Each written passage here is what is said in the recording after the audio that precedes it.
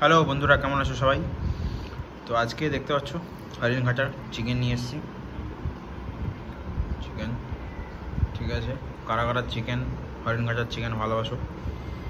তো হরিণঘাটার চিকেন আজকে ধনেপাতা আর হচ্ছে সামান্য পেঁয়াজ দিয়ে বানিয়েছি। ঠিক আছে, রেসিপি দেখতে চাইলে আমাকে কমেন্ট করে দিও, আমি রেসিপি দিয়ে দেবো। ঠিক আছে, তো দারুণ একটা কালারও এসেছে যেহেতু ধনেপাতা দিয়ে করেছি, ধনেপাতা পেস্ট। ঠিক আছে, আর পুদিনা পাতা দিয়ে। তো দারুণ একটা চিকেন, মানে এটা অ্যাকচুয়ালি সবুজ সবুজ লাগছে কেন, এটা অ্যাকচুয়ালি মেনলি পুদিনা চিকেন বলতে পারো। ঠিক আছে, পুদিনা চিকেন।